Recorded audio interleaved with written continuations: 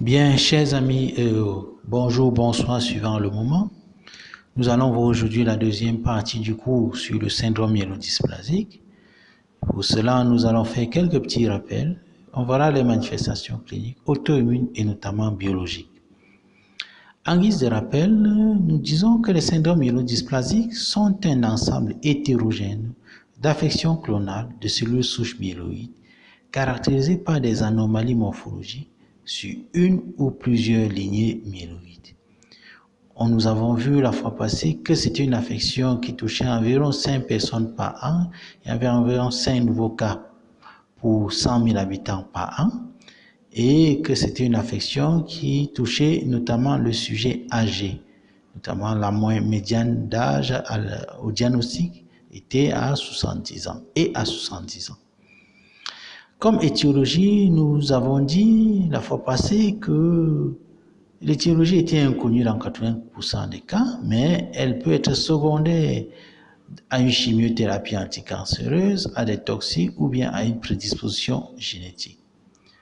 Comme objectif donc aujourd'hui, c'est de pouvoir décrire les manifestations cliniques d'un syndrome myélodysplasique, de décrire les manifestations auto-immunes du syndrome myélodysplasique et enfin de définir les différents critères biologiques permettant de pouvoir faire le diagnostic. Alors, au niveau clinique, nous pouvons dire que ce sont des patients très souvent asymptomatiques. Cependant, si l'anémie est sévère, on pourra noter donc une fatigue, une pâleur, une perte du sens du bien-être, des dyspnées d'effort. La fatigue est généralement la principale plainte et n'est généralement pas en rapport avec le degré d'anémie. Alors, comme au niveau clinique, il y a des conséquences, il y a des manifestations cliniques qui sont secondaires à la cytopénie, notamment l'anémie et le syndrome anémique, davantage si le patient présente une cardiopathie. On peut noter également un syndrome hémorragique, notamment avec des hémorragies spontanées ou provoquées et suite à la thrombopénie. Et on peut également noter un syndrome infectieux suite à la neutropénie observée dans les syndromes myélodysplasiques. Alors, le syndrome tumoral est très souvent inhabituel, mais on peut néanmoins le rencontrer dans les leucémies myélomonocytaires chroniques, notamment avec une splénomégalie. Au niveau auto-immune, nous pouvons noter que le patient présente des vasculites, notamment des vasculites leucocytoplasiques, des périarthrites noeuses, la granulomatose originaire. Il y a également les polychondrites atrophiantes, les dermatoses neutrophiliques, notamment avec le syndrome de Sweet, le pyodéma gangrenosum. Et également, on a les polyarthrites et les glomérulonéphrites. Au niveau biologique maintenant, d'abord au niveau érythrocytaire, on note une anémie, généralement macrocytaire ou normocytaire, qui est arégénérative. Sur le frottis, on peut noter une anisocytose, une poikilocytose.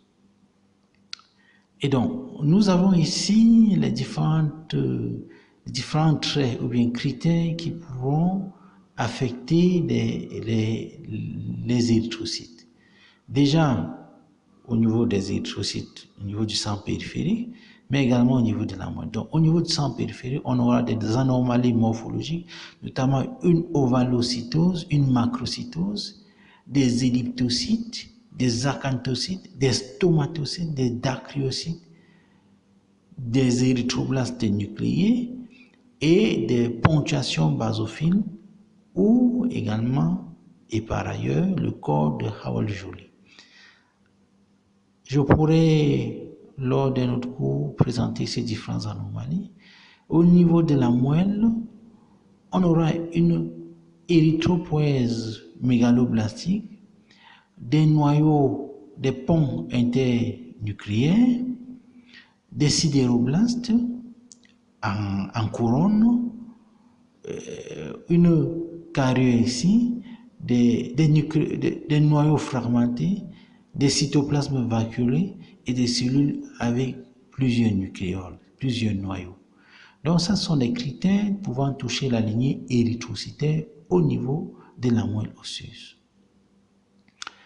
Nous avons enrichi cette présentation avec beaucoup d'images pour voir ici ce qu'on appelle des ovalocytes avec une anisocytose. Vous voyez ici une hématie de taille réduite par rapport à la celle voisine. Il y a une anisocytose et également une macrocytose. Vous voyez des hématies de très grande taille. Ici, nous avons un dimorphisme des érythrocytaires. Là, nous avons un érythroblaste avec plusieurs noyaux, bon, du moins avec un noyau avec plusieurs lobes, puisqu'on voit très bien qu'il y a un pont interchromatinien au niveau de ces noyaux. Là, nous avons sur ce frottis des schizocytes, comme cette cellule, des poikilocytes, je vais en trouver là, ce sont des hématies en forme de poire, des poikilocytes, des dacryocytes, des hématies fragmentées. Ici, nous avons également un film, du moins un frottis présentant une anisochromie, donc une différence de couleur. Certaines hématies ont une couleur différente des autres. Également, on a une anisocytose ici parce qu'il y a des grandes cellules et petites cellules. Donc, ça, ce sont des signes de myélodysplasie au niveau des érythrocytes sur le frottis. Eh bien, toujours sur le frottis, permettez-moi, donc tout à l'heure, je vous parlais des dacryocytes, ils sont là, des hématies en forme de poire. Ici, on a des elliptocytes. Ici, nous pouvons remarquer également une anisocytose, mais aussi on voit un globule blanc, notamment un polynucléaire neutrophile, avec deux lobes en forme de lunettes. Ce sont des pseudo-pelgaouettes. Ce sont des pseudo-pelgaouettes. Ici, on voit une anisocytose, mais avec un neutrophile, avec un noyau rubané. Ici, on a une hyposegmentation de ce polynucléaire neutrophile. Là également, on a sur le frottis des stomatocytes. Ce sont des cellules, des globules rouges avec une barre au milieu, comme vous le voyez ici. Une hypoliobulation des globules blancs. Là, nous avons des plaquettes anormales, dont des acrothrombocytes dans le frottis sanguin. Et là, nous avons également une cellule, un érythroblaste avec son noyau qui est en train de sortir, un noyau pygnotique déjà en train d'être éjecté. Ouais, notamment ces images ne doivent être... c'est un processus notamment qui se passe dans la moelle, mais on retrouve généralement ça aussi sur le sang périphérique au niveau d'un frottis sanguin. Alors, toujours au niveau des érythrocytes, au niveau de la moelle, on va observer une mégalodys-érythropoïèse. Donc, si là, nous avons une érythropoïèse normale, voilà le proérythroblaste avec sa basophilie, noyau avec une chromatine lâche. Lorsque c'est une lorsqu'on est dans une situation de mégaloblastie, eh bien, la cellule est relativement un peu plus grande, mais lorsqu'il y a la dysérythropoïèse, vous voyez déjà comment le cytoplasme ou bien les délimitations de la membrane ne sont plus nettes comme dans les cas précédents. Donc, toujours est-il que ces précurseurs, vous voyez, au niveau des proérythroblastes basophiles, eh bien, on voit ici dans la dysérythropoïèse une indentation des nucléoles, donc, qui signe déjà une dysplasie, dysfonctionnement dans le processus. On note également un asynchronisme de maturation entre le noyau et le cytoplasme. Ça, c'est toujours au niveau de la moelle, notamment les stades plus avancés des érythroblastes. Eh bien, vous voyez dans la dysérythropoïèse des bubons, des noyaux à forme en train de se sectionner, une asymétrie entre les noyaux d'un érythroblaste. Et donc, ces manifestations-là sont importantes, du moins, sont des critères permettant de conforter le diagnostic de myélodysplasie. Donc, on a un asynchronisme dans la nucléation. Alors, donc, nous avons résumé ici grossièrement une érythropoïèse normale et une érythropoïèse mégaloblastique, et là, une érythropoïèse, une dysérythropoïèse avec un dysfonctionnement. Vous voyez comment ici, à la fin, le noyau n'a pas le même degré de maturation que le cytoplasme par rapport à une situation normale. Vous voyez comment il y a des déformations au niveau du noyau. Alors, toujours là, ce sont des anomalies qui peuvent toucher la lignée érythrocytaire, mais notamment au niveau de la moelle osseuse, donc au niveau du myélogramme. Vous pouvez voir là des précurseurs érythroïdes avec des noyaux bilobés, multilobés, comme c'est le cas ici. Comme c'est le cas ici. On peut, là également, on peut noter des ponts internucléaires, comme là, ce sont des signes de dysérythropoïèse. On peut noter des cellules binucléées, là, trinucléées, là et là. Et donc, ça, ce sont des signes de dysérythropoïèse, les corps de Pappenhauer. Et après la coloration au bleu de Prusse, on peut noter donc au niveau de certains érythroblastes donc, des sidéroblastes, donc des grains de fer en couronne autour du noyau. Donc c'est une image similaire à celle précédemment vue.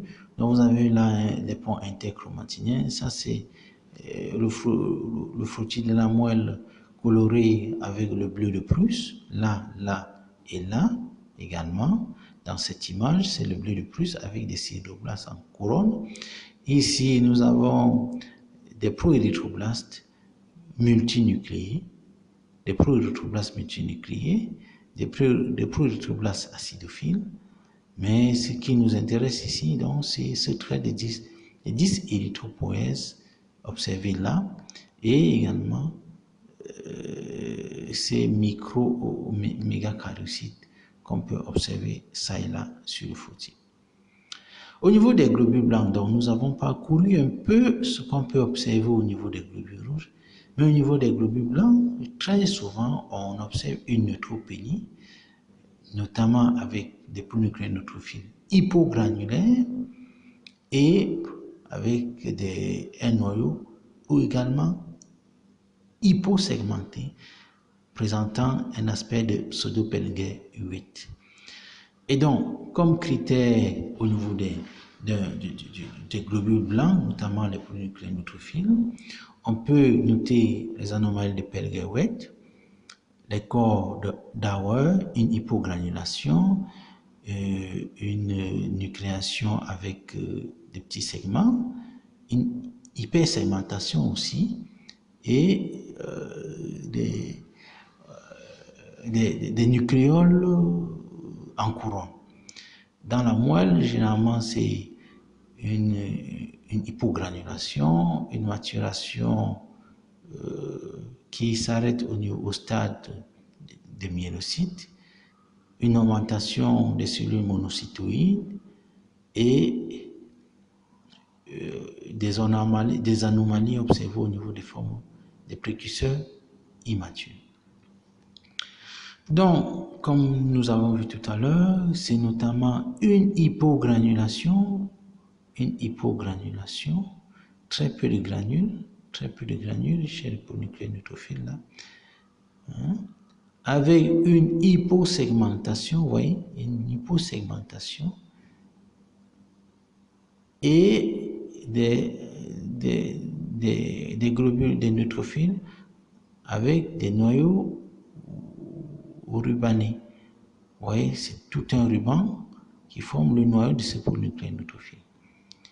Donc, voilà un peu des critères qui peuvent attirer notre attention lorsque nous faisons la lecture d'un fructis. Donc ici, nous avons regroupé encore des images des pseudopelgaires, des noyaux un peu rubanés, une hyposegmentation, une hypogranulation. Voilà, il y a beaucoup de critères, en fait beaucoup de traits qui pourront être observés au fructis sanguin. Vous aurez l'occasion d'avoir la présentation et il faudra travailler. Ces anomalies des globules blancs ne touchent pas que la lignée, du moins notamment que les polynucléaires neutrophiles. Donc, vous voyez, les monocytes également sont affectés.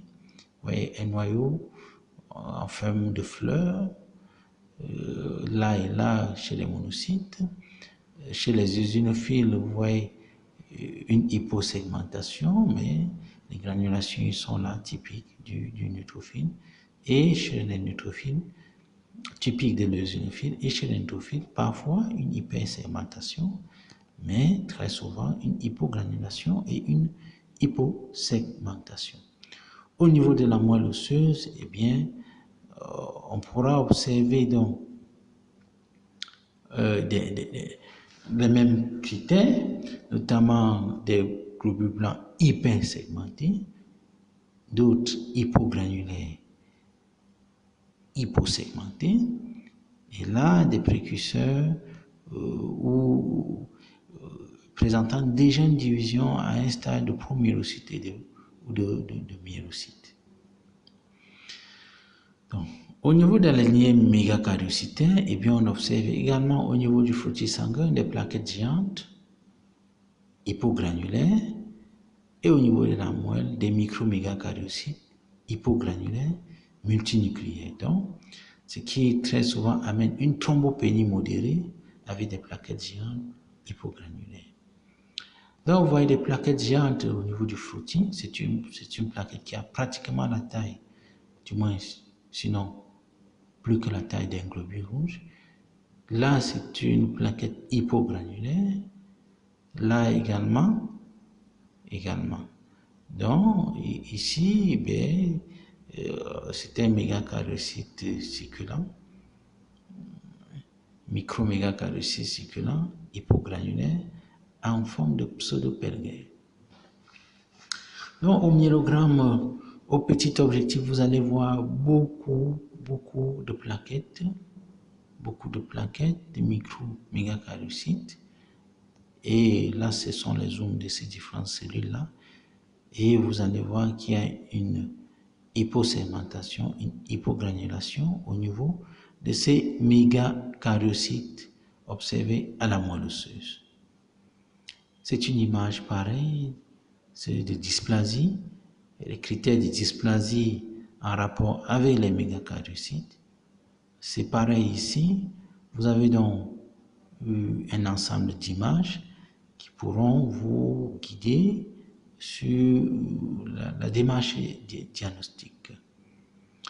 Donc, comme nous disions tout à l'heure, au niveau de la biopsie ostéomédulaire, voilà une travée osseuse. Eh bien, nous avons là les blastes, donc il y aura une hypoplasie blastique à gauche. Par contre, à droite, il y a une hyperplasie blastique qui traduit également un niveau de sévérité plus élevé de la myélodysplasie au niveau de la moelle osseuse. Donc, lorsqu'on fait une coloration d'immunohistochimie, notamment avec des marqueurs CD34, on voit également une hypoplasie blastique à gauche et une hyperplasie tout à droite avec des blastes qui sont bien là, colorés tout en violet.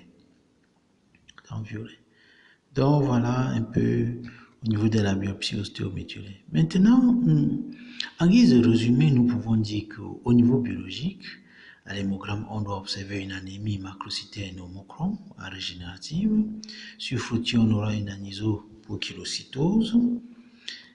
Puis au niveau des globules blancs, on aura une neutropénie, notamment dans 30% des cas, avec des globules blancs, des polynucléaires neutrophiles hypogranulaires.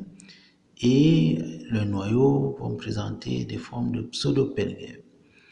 La thrombopénie est généralement modérée, avec des plaquettes géantes au niveau du frottis sanguin, mais au niveau de la moelle, on observe plusieurs micro-mégacariocytes. On a une hypermonocytose, notamment dans les leucémies myélomonocytaires chroniques, une hyperéosinophilie et une hémolyse intramédulaire. Au niveau biologique également, on a des signes d'auto-immunité, notamment avec une anémie hémolytique auto-immune, une thrombopénie auto-immune et des anticorps antinucléaires, la présence des anticorps antinucléaires. Eh bien, chers amis, sur ce, nous vous disons merci pour votre présence. Nous vous donnons rendez-vous pour une prochaine édition très bientôt.